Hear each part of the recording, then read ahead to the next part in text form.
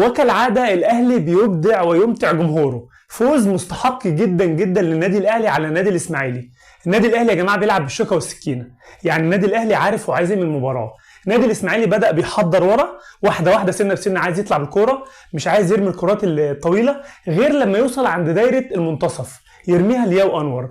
لكن الإسماعيلي فشل في إنه يحضر من ورا.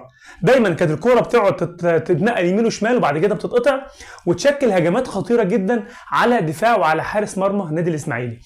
النادي الاهلي بدا المباراه مهاجم، والنادي الاسماعيلي عمل هجمه في اول دقيقه في المباراه ضيعها ياو انور جنب القائم، لكن رد بيرسي تاو بسرعه بهجمه خطيره جدا واتصدت. بعد كده بدات المباراه بقى تبدا يعني النادي الاسماعيلي بيحضر اللعب كله بقى في نص ملعب النادي الاسماعيلي، والنادي الاهلي سايب الاسماعيلي يعمل اللي هو عايزه، لكن بيضغط ويبدا ياخد الكره ويبدا يشكل هجمات. الهدف الاول رائع من بيرسي تاو. حسين الشحات بياخد الكوره بعد امام عاشور ما اداها له، بيلعبها في العارضه تترد لبيرسي تاو، حط في الجون على طول. جون جميل جدا جدا جدا. الجون الثاني اجمل واجمل. يعني حسين الشحات رائع. حسين الشحات يا جماعه عالمي. حسين الشحات لاعب من طراز فريد. يعني حسين الشحات بيعمل كل حاجه في الكوره، ولاعب مثمر جدا ولاعب ايجابي جدا على المرمى جدا. يعني جدا دي شويه. يعني بجد منتخب مصر لازم يستثمر طاقة حسين الشحات في مباريات منتخب مصر القادمة، لأن حسين الشحات لاعب عالمي. إمام عاشور اتصاب، لكن يقال إن العملية خفيفة، فيه كدمة خفيفة بين الكاحل وبين قصبة رجله، لكن سليم، وجزع بسيط في الكاحل، في رباط الكاحل، لكن الحمد لله إمام عاشور زي الفل وتمام التمام يا جماعة.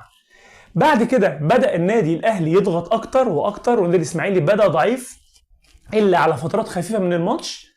بعد كده بيرسي تاو برضو بيخطف الجون الثالث علشان المباراة الصعب على النادي الإسماعيلي اللي بدأ مستسلما. وإيهاب جلالي اللي كان عاوز يقول أنا أهو بعد ما ساب منتخب مصر بالطريقة المهينة اللي ساب بيها منتخب مصر لما كان ماسك مدرب منتخب مصر، فقال لك هو الماتش ده أرد اعتباري بقى، لأن ماتش قدام الأهلي غير أي حد تاني. فحاول يرد اعتباره وما قدرش.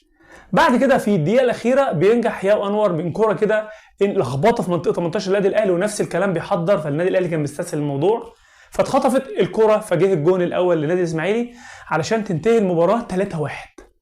يعني النادي الاهلي بيقول لي يعني خد الاسماعيلي وراه خد المصري وراه الاسماعيلي ترك كده 4-3. يعني النادي الاهلي بيقول لك انا جاي، النادي الاهلي بيقول لك انا اهو عيني على الدوري ومش هسيب الدوري يروح.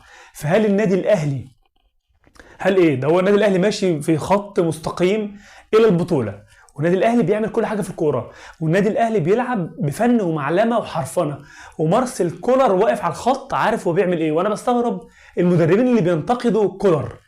الراجل يعني بيحط موظف اللعيبه صح يا جماعه، والخطه معموله صح، واللعيبه عارفه هي بتعمل ايه، وفي مدرب ورا بره عارف هو بيعمل ايه.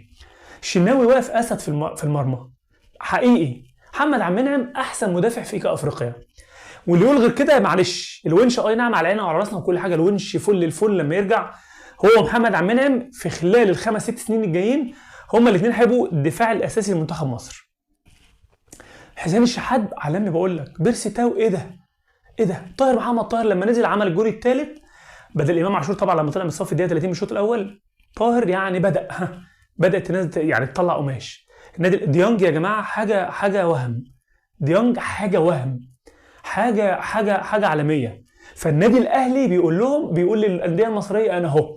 هيبقى المنافسه رهيبه يا جماعه بين زد الاهلي طبعا وبيراميدز وزد. بيراميدز فاز على النهارده 1-0.